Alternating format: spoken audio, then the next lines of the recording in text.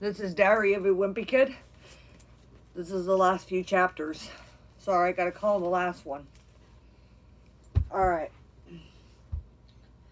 Mr. and Mrs. Sanella had all the adults lined up for Seth, and they were all trying to take turns trying to make him smile.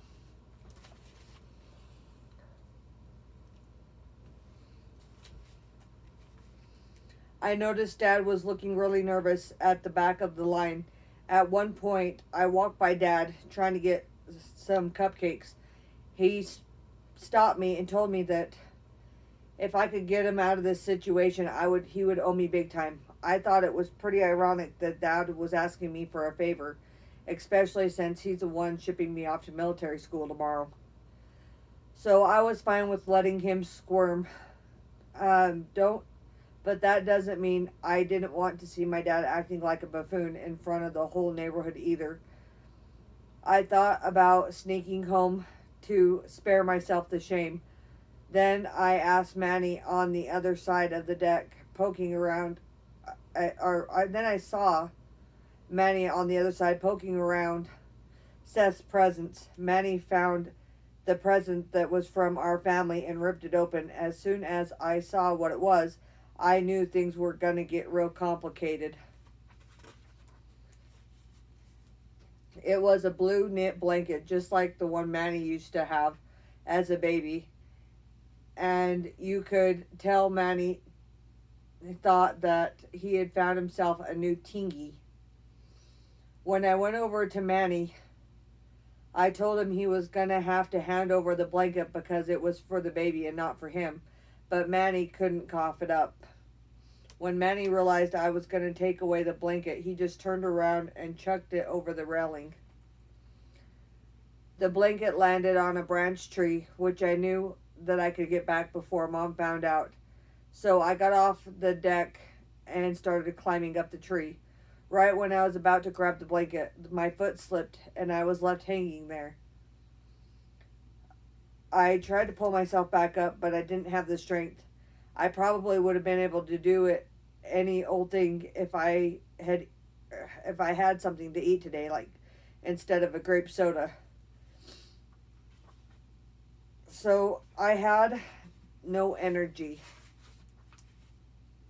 I yelled for help, but I really wish I didn't call attention to myself, because right when everyone came over to see what was going on, my pants came loose and fell down to around my ankles. It wouldn't have happened if I was wearing my own pants, but I never washed my dress after they got chocolate all over them.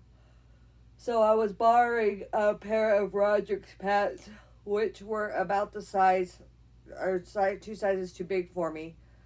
The situation humiliated me enough that when I realized something was even worse, I was wondering where my underoos were. Eventually, Dad ran over to help me down before Mr. Sanella got the whole thing on tape. Something tells me around this time, he has a shot of America's Funniest Family Video Grand Prize. After that, the Dad hustled me home, and I thought he was going to be really mad at me, but it turns out my accident was right when Dad was up next for Seth Sanella. So I saved him from having to take his turn. And this, Dad, I faked the whole thing and bailed him out. I wasn't about to correct him either. I made myself a big bowl of ice cream and sat down in front of the TV. And I tried to get one day of freedom is my best. Oh, hold on. Somebody's calling me. They can wait. Okay. When I woke up this morning, it was 11:15. I couldn't figure out why I was still in bed, because Dad was supposed to drive me to Sprague Unit at 8. So when I went downstairs, Dad was sitting at the table reading a newspaper. He wasn't dressed yet. When I walked into the kitchen, Dad told me to rethink the military academy thing. So maybe I just could have done some push-ups or sit-ups every once in a while, and that would be good enough for the summer conditioning program at Sprague Union. I couldn't believe my ears. I guess Dad felt like he owed me for saving him at the birthday party, and this was his way of paying me back. I walked out of the house and went up to Rolly's house before he changed his mind, and on my way up the hill, I realized I was on summer vacation. I knocked on the door, Rolly's door, and when he answered, I told him I didn't have to go to Sprague Union after all. Rolly didn't even know what it was I was talking about, so that shows you how clueless he can be sometimes. We played Rolly's Twisted Wizard too for a while, and then his parents kicked us out of the house. So we grabbed some popsicles and went out on the front porch on the curb. You'll never believe what happened to us next. A really cute girl I had never seen before waked up to introduce herself. She says, "Hi, my name's Trisha," and she started to move in down the street. I looked at Rolly, and it looked pretty obvious he was thinking the same thing I was thinking. So it took me about 2 seconds to come up with a plan. Conk on the head.